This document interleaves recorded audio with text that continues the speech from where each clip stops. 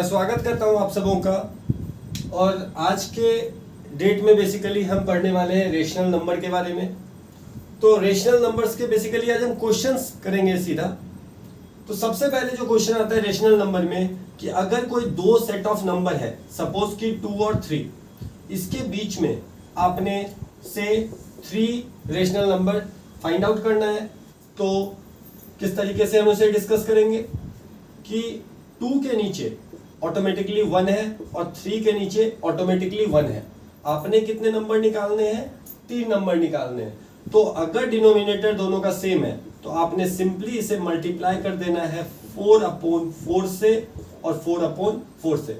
अब इसके बारे में मैं आपको बता देता हूं कि जब मल्टीप्लाई होता है तो कुछ नहीं होता, सिंपली न्यूमरेटर को न्यूमरेटर से और डिनोमिनेटर को डिनोमिनेटर से आपने मल्टीप्लाई कर देना है। 4 2 जा 8 और 4 1 जा 4 और 4 3 जा 12 और 4 1 जा 4।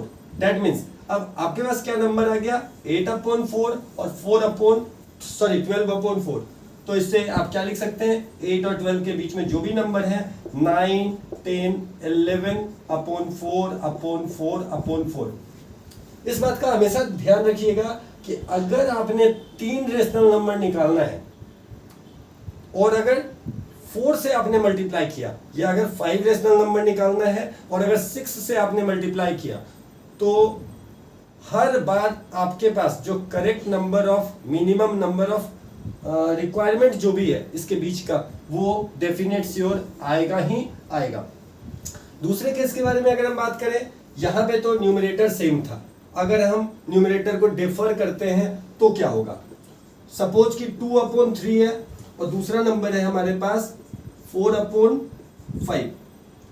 तो सबसे पहले इनका और इनका डिनोमिनेटर जो है, दोनों डिजिट का डिनोमिनेटर आपने सेम करना है। तो उसका जो सबसे बेसिक सबसे इजी कंसेप्ट होता है कि पहले नंबर के न्यूमरेटर और डिनोमिनेटर को आपने दूसरे नंबर के डिनोमिनेटर से मल्टीप्लाई कर देना है। वो हम यहाँ पे करते हैं। 5/5 किया तो 5 2 जा 10 और 5 3 जा 15 आ गया। और दूसरे नंबर के न्यूमरेटर और डिनोमिनेटर को आपने पहले नंबर के डिनोमिनेटर से मल्टीप्लाई करना है। सपोज 3/3 आपने कर दिया, अब क्या आ गया? 4 3 जा 12 और 5 3 जा 15। अब दोनों केस में अगर आप देखें कि डिनोमिनेटर जो है वो सेम आ गया, अब हम पुराने वाले प्रोसीजर में आ सकते हैं कि डिनोमिनेटर सेम हो चुका है। अब इस बात को आप देख सकते हैं कि 10 है और 12 है, इसके बीच में एक नंबर आपके पास मिल रहा है 11/15। अगर आपको एक सिंगल नंबर चाहिए होता इन दो सेट ऑफ नंबर के बीच में तो 11/15 आपका करेक्ट आंसर होता। लेकिन सपोज कि हमें यहाँ पे भी 3 नंबर निकालना है, तो आपने क्या करना है? वही वापस 3 + 1 दैट मीन्स 4/4 करेंगे और यहाँ पे भी 4/4 करेंगे। आंसर क्या आएगा? 10 4 जा 40 और 15 4 जा 60 और यहाँ पे 12 4 जा 48 और 15 4 जा 60। अब देखिए आपके पास पहला सेट ये मिल चुका और दूसरा सेट ये मिल गया। अब इसके बीच के आप नंबर्स लिख सकते हैं, कोई सा भी। आपके पास बहुत सारे ऑप्शन है, 41 42 43 44 45 46 47 40 47 तक। तो आप कोई सा भी 3 नंबर लिख लीजिए। 41/60 42/60 43/60। एक क्वेश्चन आता है कि क्या हम 0 को रेशनल नंबर कह सकते हैं? तो हाँ, डेफिनेट श्योर 0 एक रेशनल नंबर है। क्यों है? क्योंकि we can write this 0 in the form of p/q, क्योंकि 1 तो यूनिवर्सली एक्सेप्टेड है कि वो फिक्स रहेगा दुनिया में हर नंबर के नीचे। तो फॉर डेफिनेशन के आधार पे क्या बना? The number in the form of p/q where p and q are integer and q must not be equal to 0। तो इस जगह पे आप वो देख पा रहे हैं कि q जो है वो 0 नहीं है। इसके बाद ये तो था रेशनल नंबर। अब अगर हम बात करें, सपोज कि कोई 2 सेट ऑफ नंबर है जिसके बीच में आपने क्या निकालना है? कुछ इरेशनल नंबर्स निकालने हैं। तो इरेशनल नंबर हम कैसे निकालते हैं वो मैं आपको बताता हूं। अब अगर हम बात करें कि इरेशनल नंबर कैसे निकलता है, तो सपोज कि आपके पास 2 कंडीशन है, दो नंबर है। सपोज कि आपके पास पहला नंबर है 22/7 और दूसरा नंबर है 23/7। इन दोनों नंबर के बीच में क्या आपको निकालना है? आपको कुछ इरेशनल नंबर्स निकालने हैं। तो 22/7 अगर है तो आपने 7 से 22 को सबसे पहले डिवाइड कर लेना है। तो 7 3 जा, अपने पास आ गया 21, कैरी 1 हो गया। अब क्योंकि 7 से ये डिवाइड नहीं हो सकता तो एक डेसिमल एफिक्स करेंगे, और डेसिमल अगर एक बार लग गया तो यहाँ पे 0 एफिक्स करेंगे। फिर 7 1 जा 7, हमारे पास रिमाइंडर कितना आया 3, क्योंकि हमने डेसिमल ऑलरेडी एफिक्स कर लिया है। तो अब हर बार हम एक सिंगल जीरो आप एफिक्स कर सकते हैं। तो 7 4 जा इट्स 28, कैरी कितना आया 2 आया। अब फिर से एक जीरो एफिक्स करेंगे, 7 2 जा 14, फिर से कैरी क्या आया 6 आया। अब फिर से एक बार एफिक्स कर सकते हैं, तो 7 8 जा 56, कैरी कितना हो गया 4। अब ये प्रोसेस कंटिन्यू रहेगा, ठीक है। अब ये तो पहला सेट हमारे पास आ गया कितना 3.1428, और दूसरा नंबर जो है उसी तरीके से डिवाइड करेंगे। 7 से 23 को डिवाइड करेंगे तो 7 3 जा 21, कैरी 2, और अगर 2 आ गया तो फिर से डेसिमल एक्सप्रेशन, और 7 2 जा 14, कैरी 6, फिर से एक डेसिमल लगा सकते हैं, 7 8 जा 56, कैरी 4, और फिर से एक बार जीरो, तो 7 5 जा 35, और यहाँ पे रिमाइंडर फिर 5, एक बार जीरो, 7 7 जा 49। इस तरीके से ये कंटिन्यू रहेगा। तो अब दूसरा सेट हमारे पास क्या मिल गया 3.2857। अब इरेशनल नंबर के सेट में ध्यान रखना है बस ये दो सेट के बीच का कोई सा भी नंबर आप निकाल लो। इजी बनाना हो तो सिंपल, आपको दिख रहा है यहाँ पे 1 4 है और यहाँ पे 2 8 है, बहुत बड़ा डिफरेंस है। नंबर क्या निकल सकता है 3.1429 डैश डैश डैश, इसके बीच मतलब इन दोनों सेट ऑफ नंबर के बीच में कुछ भी ले लो क्योंकि इधर तो कॉमन है ही है। इसके बाद आप लिख दो 3.1430 डैश डैश डैश, फिर लिख दो 3.1431 डैश डैश डैश। अब आप यहाँ पे इनफाइनाइट नंबर निकाल सकते हो। तो इस तरीके से हम बेसिकली इरेशनल नंबर निकालते हैं। एक बार फिर से शॉर्टकट में आपको बताने का कोशिश करूंगा कि जब भी आपने इरेशनल नंबर निकालना है किसी भी दो नंबर के बीच में, तो उस दो नंबर को आपने डिवाइड कर लेना है जो भी सेट ऑफ नंबर दिया हुआ है। यहाँ पे हमारे पास 22/7 दिया हुआ था और यहाँ पे 23/7 दिया था। इन दोनों नंबर को डेसिमल एक्सप्रेशन में फाइंड आउट कर लेंगे, और उसके बाद ये जो नंबर्स आपके पास आ रहे हैं कंप्लीट नंबर, इस दो सेट ऑफ जो अभी आपने आंसर निकाला उसके बीच के कोई सा भी 3 4 5 10 जितने भी नंबर निकालने हैं वो आप निकाल के आंसर शो कर सकते हैं। इसके बाद अब आप अगर कहेंगे, आपके माइंड में ये क्वेश्चन आ रहा होगा कि अगर किसी नंबर में डेसिमल एक्सप्रेशन आया ही नहीं तो क्या होगा। तो वो जब डेसिमल एक्सप्रेशन आया नहीं या फिर डेसिमल एक्सप्रेशन रिपीटिंग है या टर्मिनेटिंग है, तो उस केस में वो नंबर रेशनल है। तो जब रेशनल नंबर है तो उसके बीच से हम इरेशनल नंबर फाइंड आउट नहीं कर सकते बेसिकली आपके लेवल में। इसके बाद एक टॉपिक आता है जो बच्चों को बहुत परेशान करता है, वो अभी मैं बताता हूं। तो बेसिकली अगले टॉपिक की तरफ आते हैं जिसे हम रेशनलाइजेशन कहते हैं। अब सबसे पहले तो मैं आपको एक बात बता देता हूं, आप चाहे किसी भी स्टैंडर्ड के स्टूडेंट हो, कभी भी अंडर सपोज कि एक नंबर में आपको बता रहा हूं 2/√3 इज बेसिकली इनकरेक्ट। एक मैथमेटिक्स में यूनिवर्सल लॉ है कि आपने कभी भी डिनोमिनेटर में रूट नहीं रखना है, लेकिन कई एक बार आप क्वेश्चंस करते होंगे जिसमें डिनोमिनेटर में रूट आ जाता है। तो अब रूट आ गया तो उस रूट को खत्म करना पड़ेगा। कई जगह पे एनसीईआरटी बुक्स में आंसर में √3 दिया जा सकता है, दिया जाता है, लेकिन आपने इस बात को मान के चलना है कि √3 डिनोमिनेटर में नहीं रहना चाहिए। तो अगर रूट नहीं रहना चाहिए तो किस तरीके से कैंसिल होगा वो रूट, किस तरीके से वो रूट खत्म होगा, वो मैं आपको भी एक्सप्लेन करने वाला हूं। तो इस पूरे प्रोसेस को, जिस प्रोसेस से आप किसी भी डिनोमिनेटर से रूट हटाते हो, उसे बेसिकली उस प्रोसेस को रेशनलाइजेशन कहते हैं। अब रेशनलाइजेशन में करना क्या होता है, तो दो केस हो सकता है। एक सबसे पहला ये मैंने आपके लिए ले लिया, और दूसरा कंडीशन मैं आपको दे देता हूं, सपोज कि √3 प्लस √2। तो अब ये दो कंसेप्ट एक और ले लेते हैं, 1/√3 माइनस √2। ये तीन केस के साथ मैं आपको रेशनलाइजेशन बताने का कोशिश करूंगा, बहुत पेशेंसली बताऊंगा। इस बात को मैं जनरल ऑफलाइन क्लासेस में इस बात को रिपीट करता हूं कि अगर डिनोमिनेटर में सिंगल डिजिट है, अगर डिनोमिनेटर में सिंगल डिजिट है तो आपने क्या करना है, कुछ भी नहीं करना, ये नंबर उठाना है, इसी सेम नंबर से न्यूमरेटर और डिनोमिनेटर को मल्टीप्लाई कर देना है। क्या करना है, अगर ये सिंगल डिजिट है तो इसी सिंगल डिजिट से न्यूमरेटर और डिनोमिनेटर को मल्टीप्लाई कर देना है।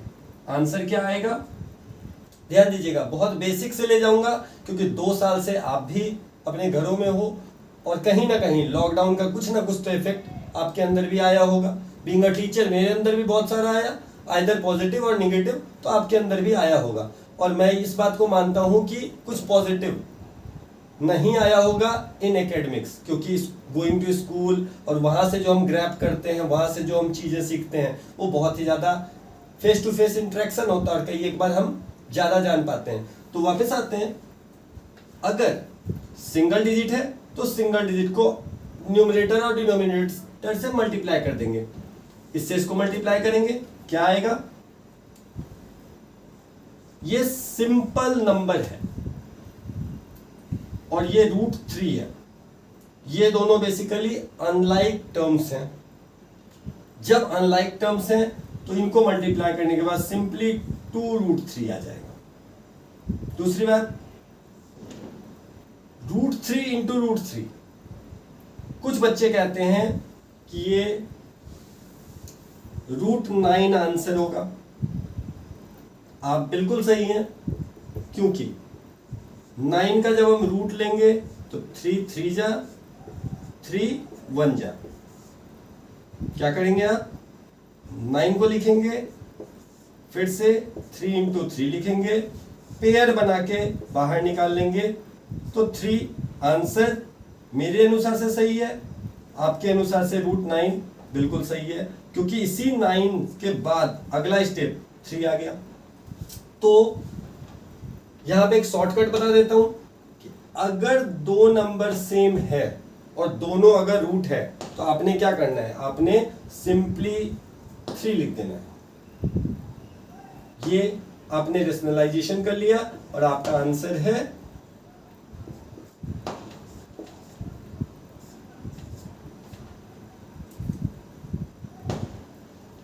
दूसरा।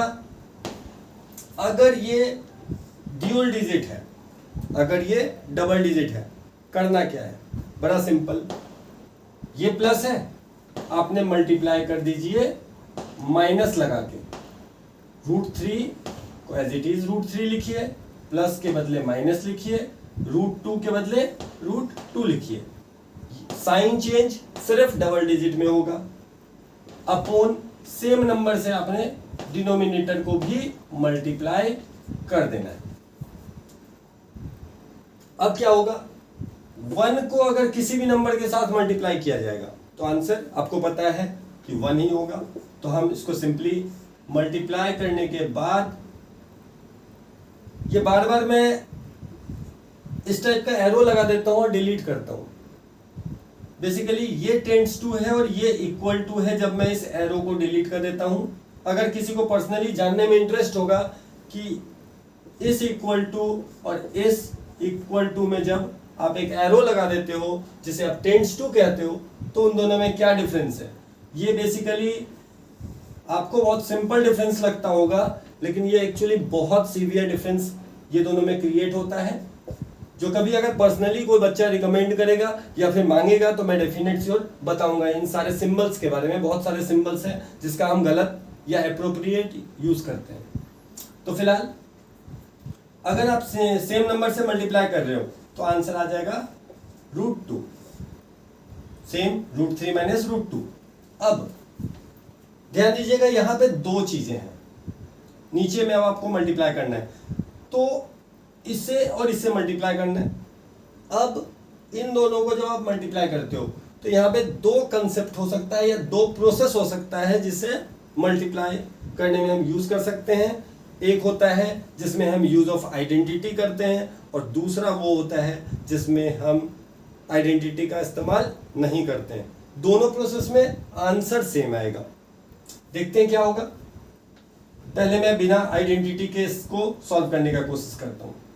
तो इस डिजिट को आपने पहले इससे मल्टीप्लाई करना है, √3 इंटू √3 3, मैंने अभी प्रीवियस सेक्शन में आपको बताया। इसके बाद √3 से आपने इस √2 को मल्टीप्लाई करना है, लेकिन यहाँ पे अगर कोई सिंबल नहीं है तो यहाँ पे प्लस है और यहाँ पे क्या है माइनस, तो plus into minus minus. √3 into √2 क्या हो गया, दोनों अनलाइक टर्म है, सिंपली ये √6 होगा।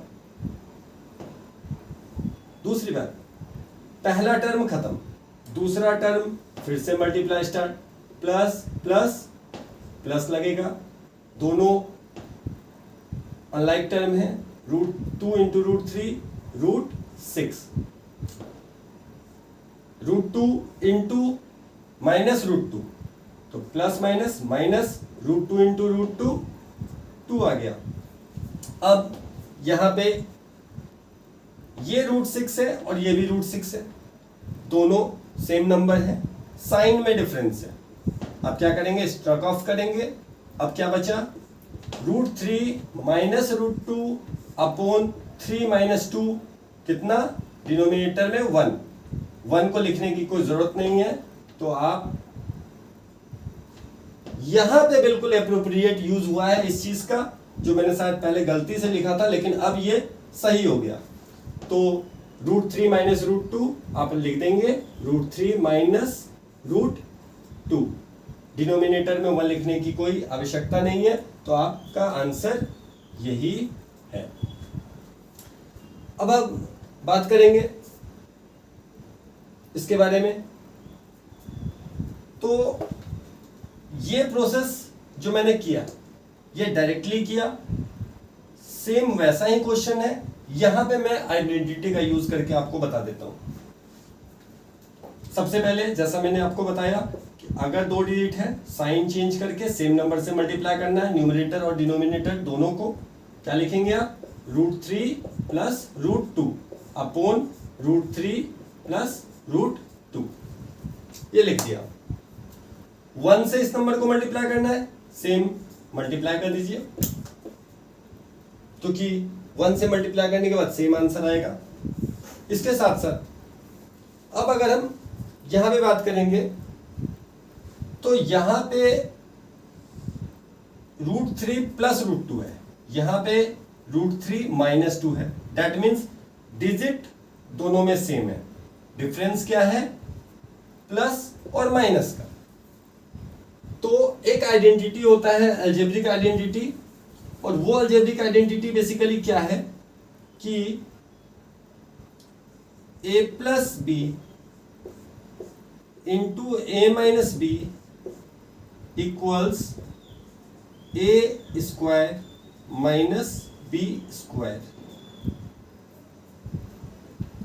इस चीज को देखिएगा, a plus B, suppose this is a plus B, a minus B, suppose this is a minus B. आगे पीछे है कोई परेशानी नहीं है, क्यों,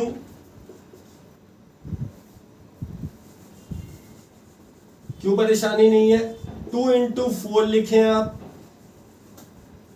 ध्यान दीजिएगा बहुत सारा कुछ डीप में पढ़ा रहा हूं।